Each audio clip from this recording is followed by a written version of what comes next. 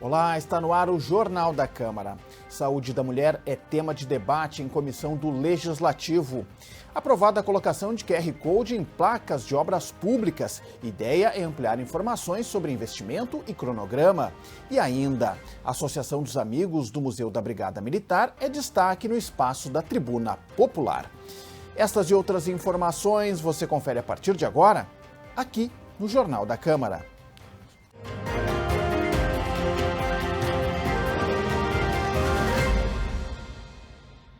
Nesta quarta-feira, 18 de outubro, é celebrado o Dia Mundial da Menopausa. A data tem o objetivo de ampliar a conscientização sobre o tema. E esse foi o assunto da Comissão de Saúde do Legislativo nesta semana. A reunião contou com a presença de parlamentares e especialistas que abordaram a saúde da mulher. A reunião foi proposta pela vereadora Mônica Leal.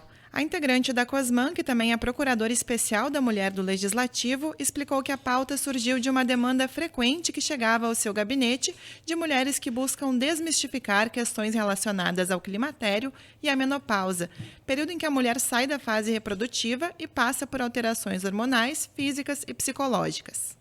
Por esse processo, muitas mulheres se tornam solitárias, depressivas, por vezes confusas, sem entender direito o que está acontecendo com o seu corpo e o que fazer para melhorar essa experiência. Muitas mulheres não gostam de falar nesse assunto, porque existe um preconceito enraizado em relação ao envelhecimento, o que é um tabu, o que é uma bobagem. Inclusive, eu penso que nós deveríamos discutir também como o climatério e a menopausa afetam a saúde mental dessas mulheres, a autoestima e até as relações cotidianas das mulheres, já que o fim do período reprodutivo da mulher está ligado a uma série de mudanças físicas, como o ganho de peso, o aumento da flacidez da pele, as alterações de humor. Médicas e representantes da área técnica da saúde da mulher trouxeram dados e explicaram as características do climatério e da menopausa. A ginecologista da Secretaria de Saúde disse que há disponibilização de consultas especializadas para o climatério no Hospital de Clínicas, na Santa Casa, no Fêmea e no Conceição. E aí eu sempre digo, bem-vindo o período do climatério e da menopausa, onde a saúde física e a fisiologia feminina faz com que essa mulher seja sacudida por alguns sintomas, por algumas necessidades e que a gente precisa cuidar dessas mulheres, né? É um período, fico feliz em ouvir que algumas passam de maneira bem lisa e bem tranquila por essa fase, mas não é assim que a maioria delas passa. Parlamentares e representantes de entidades e movimentos ligados à saúde da mulher foram unânimes ao afirmarem que as questões relacionadas à menstruação, menopausa e climatério são repletas de tabus. Conforme a proponente da reunião, o combate a essa desinformação começa pelo debate com especialistas e quem mais possa contribuir com o assunto. A menopausa em si, elas têm períodos muito delicados e na vida da mulher, que por ainda, principalmente por serem considerados tabu. E na minha opinião, como jornalista, vou usar um termo aqui que eu ouvi esses dias de uma jovem que teve a menopausa precoce, a grande sacada de tudo isso é a informação. Nós temos que compartilhar informações, veicular, debater, conversar, perder a vergonha de tratar deste assunto. Por isso, o tema é menopausa sem ter vergonha, né? Sem a vergonha. Na Comissão de Direitos Humanos foi apresentada a Caderneta de Saúde da Pessoa Idosa. O material é distribuído gratuitamente nas unidades básicas do município e serve para médicos, enfermeiros e demais profissionais conhecerem o histórico do paciente e encaminhar um plano de cuidado direcionado. Informações sobre como armazenar remédio de forma adequada, prevenção de quedas e dicas de qualidade de vida. Essas são algumas das orientações disponíveis na Cartilha de Saúde da Pessoa Idosa. Conforme a Prefeitura, o material ainda reúne os dados do idoso e ajuda os profissionais a atenderem melhor o paciente durante as consultas. É uma avaliação feita em conjunto. Assim que passou pelo médico, o médico já encaminha para o enfermeiro já encaminha para o próximo profissional. E não é focando apenas em doença, não é apenas, né, a ausência de doença ter saúde, não é isso. É uma avaliação multidimensional, tem 3 dimensões. Tem a dimensão clínica, psicossocial e a avaliação funcional dessa pessoa idosa. Na caderneta, por exemplo, os médicos podem acompanhar a evolução da perda de massa muscular do idoso, com o uso de escalas.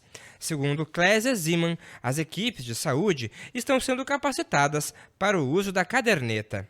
A coordenadora dos direitos da pessoa idosa da Prefeitura também afirmou que os profissionais estão sendo treinados para atender idosos na faixa dos 80 anos, que têm demandas mais específicas. A gente vai ter que começar a criar prioridades dentro da prioridade, né? Porque a gente não estava totalmente preparado, né? Os serviços públicos não estavam totalmente preparados para esse crescimento da população idosa. Porque antigamente se tinha uma população idosa ali em 60, 70, 75 anos, e o que aconteceu? Essas pessoas de 70, 75 anos, elas foram mantendo a longevidade. E as pessoas, as mais jovens, lá dos seus 50, foram chegando aos 60 a mais. E formou-se um número bastante significativo. Idosas que participaram da reunião elogiaram a caderneta, mas reclamaram sobre o atendimento de saúde realizado no município. E eu tento marcar uma consulta e é impossível. É muito, muito, muito difícil. Entendeu? Principalmente para o mesmo profissional, entendeu? A saúde abandonou a gente, sabe? A gente não tem solução mais, porque a gente já envelheceu, porque é só o que os médicos ou os enfermeiros que nos atendem, que fazem a triagem, dizem: ah, pois é, né, vó, a senhora gastou, está gasto, a cartilagem. Então é irreversível. O que significa essa palavra irreversível? O proponente da reunião na SEDECOM garantiu que será criado um canal de denúncias sobre a negligência dos atendimentos, principalmente diante a previsão de crescimento da população idosa nos próximos anos. Para que vocês, quando forem nesses lugares e acontecer esse tipo de tratamento, esse tipo de falta de respeito, de educação, porque também faz parte da educação, do respeito, porque eles estão ali para atender as pessoas e não para achar alguma coisa, para deduzir alguma coisa. Então, que vocês procurem esses canais de denúncia, né, tanto a ouvidoria quanto pela Secretaria de Desenvolvimento Social, porque muitas vezes a gente não fica sabendo de tantos casos assim, né? Então, a gente pode resolver assim que a gente estiver sabendo o que esse profissional está fazendo, né? É lamentável mesmo. E a reunião da Comissão de Educação, Cultura, Esporte e Juventude discutiu alternativas para viabilizar o projeto chamado Nadando pelos Cartões Postais. O projeto Nadando pelos Cartões Postais surgiu para homenagear a Câmara Municipal. A ideia é realizar um evento de natação para marcar os 250 anos do Legislativo de Porto Alegre. O desafio 250 anos da Câmara Municipal de Porto Alegre vai acontecer em Belém Novo, né? Na Praça José Comunal. É um trajeto que é delimitado por boias, né? E os nadadores irão nadar na enseada ali de Belém Novo. Para viabilizar financeiramente a proposta, o fundador do projeto espera apoio da iniciativa privada e também do setor público. Para ajudar, a Secretaria Municipal de Esporte, Lazer e Juventude pretende garantir uma parceria entre a Prefeitura e a Câmara Municipal. Bom, esse projeto de natação em Belém já tem há muitos anos. A Secretaria de Esporte é parceira através da divulgação com a mídia e a gente pretende estar mais junto com esse projeto e poder entrar no calendário anual desse evento e a Secretaria estar realmente junto, podendo dar alguma contrapartida para poder sair esses eventos. Poder Legislativo, Matheus, pode organizar isso através de emendas impositivas, né, trazendo esse projeto para dentro da casa e levando através da Secretaria do Esporte para poder subsidiar isso. E também quero deixar aqui que já estou pedindo uma agenda com o nosso presidente da casa aqui, o vereador Hamilton Sosmais, para que nós conseguimos já, de repente, já fazer o primeiro evento agora em dezembro, no começo de dezembro, o evento dos 250 anos, para não perder essa data tão importante para essa casa, que é a Casa do Povo, que é a Câmara de Vereadores de Porto Alegre. Ao final da reunião, os vereadores membros da SESI decidiram que irão buscar parceiros que possam viabilizar o projeto. O objetivo é realizar o evento nadando pelos cartões postais até o final desse ano. As comissões parlamentares de inquérito ouviram nesta semana o depoimento do ex-secretário adjunto de Educação do município, Mário de Lima. Ele negou irregularidades no período em que exerceu a função na SMED. A reunião foi conduzida pelo presidente de uma das CPIs, vereador Idenir Sequim, do MDB. O relator, vereador Mauro Pinheiro, do PL, questionou sobre como Mário de Lima chegou ao cargo de secretário adjunto da Educação e quais eram os processos de compra de materiais dentro da SMED. O ex-servidor da pasta, exonerado em junho, relatou que foi contratado em função da sua atuação no governo Marquesan.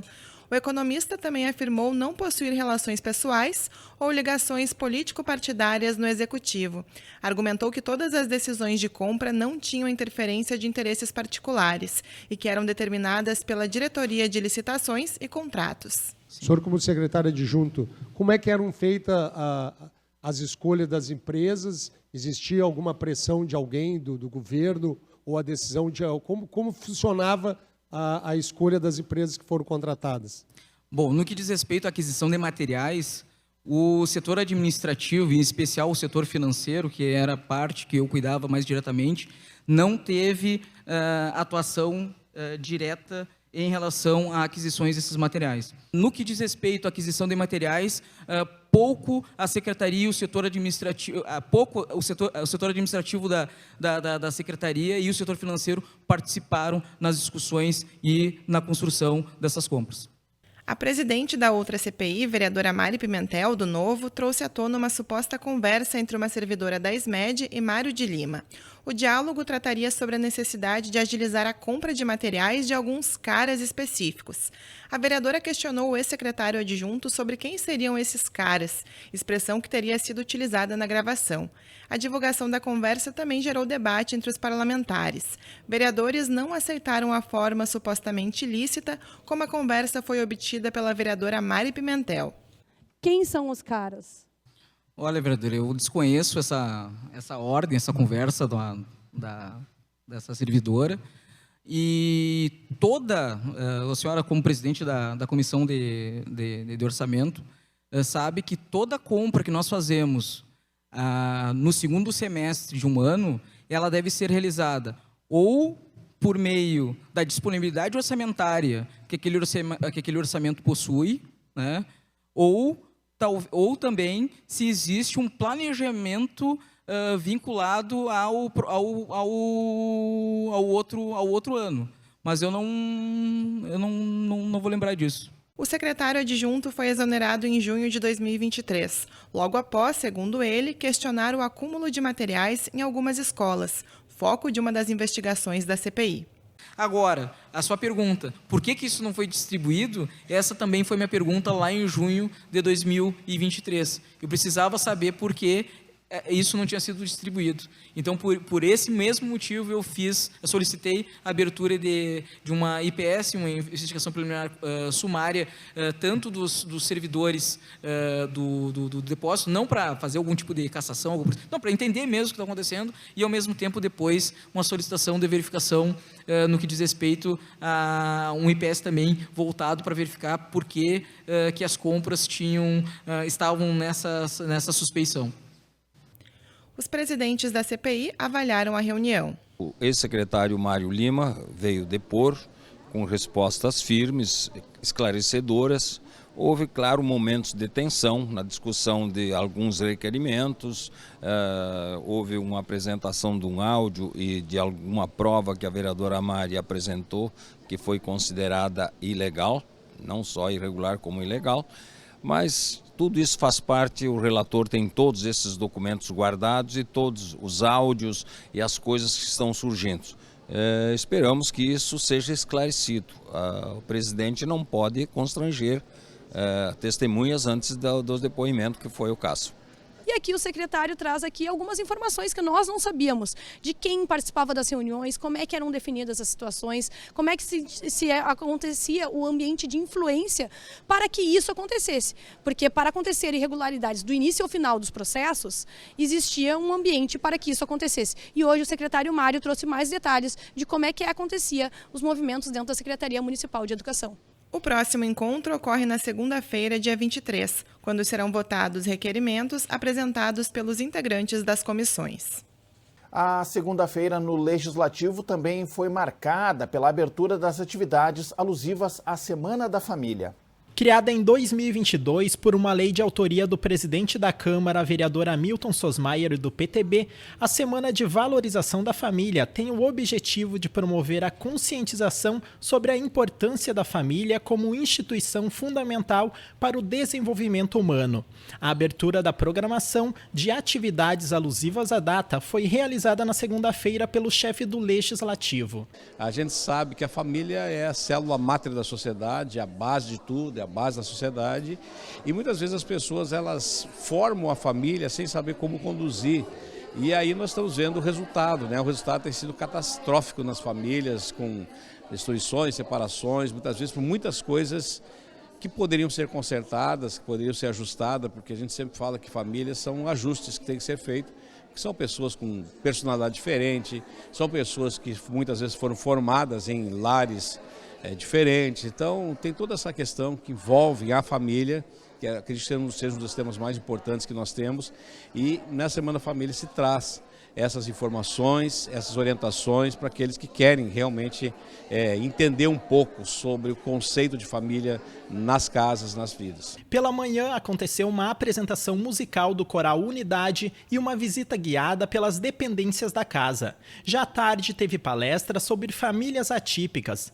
A programação de seminários e dinâmicas foi concluída ontem. A Câmara aprovou o projeto do Legislativo que determina a colocação de QR Code nas placas de obras públicas realizadas pela Prefeitura. A medida visa trazer mais transparência e ampliar informações sobre investimentos e cronograma de trabalho.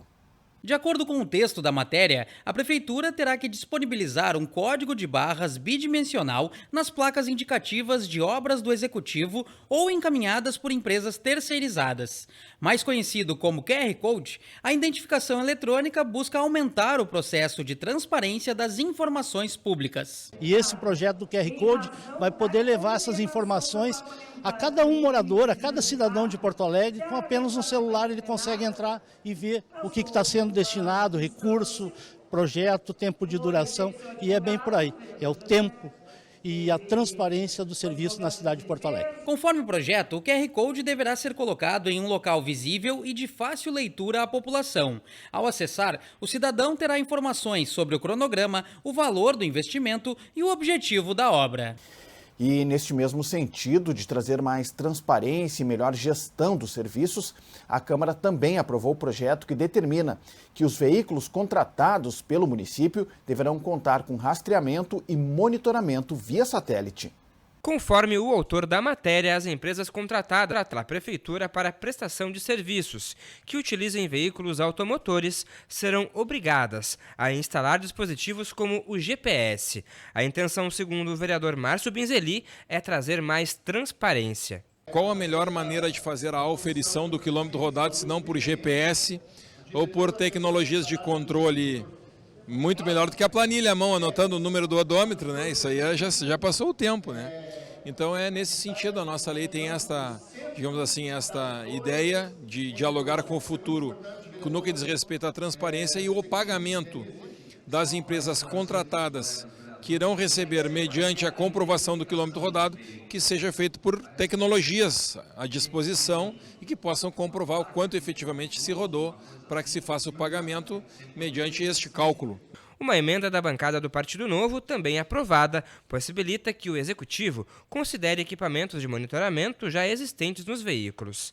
A obrigação do rastreamento se aplicará às empresas que sejam remuneradas por quilômetro rodado, por hora trabalhada, por roteiro pré-determinado ou estimado. Os vereadores também aprovaram um projeto que assegura à pessoa idosa o direito de receber a guia impressa do IPTU. A ideia é auxiliar a população que tem mais dificuldade em lidar com os meios eletrônicos. No início do ano, a Prefeitura adotou a emissão da guia de pagamento do IPTU exclusivamente pelo modelo digital. Para o vereador João Bosco Vaz, autor da matéria, a mudança busca auxiliar aquele público que possui maior dificuldade com os meios virtuais. Uma grande parcela das pessoas com 60 a mais não dominam a tecnologia. E a Prefeitura digitalizou com méritos as guias do IPTU. E muitas vezes deixava de pagar por causa disso. Aí enfrentamos um problema nesse projeto, porque a Prefeitura tem a lista dos contribuintes, mas não tem a idade de cada um.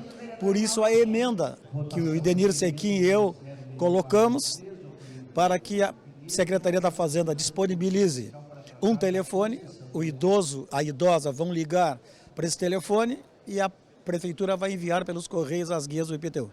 A proposta vai atender idosos proprietários de imóvel comercial ou residencial que precisarem recolher o imposto municipal.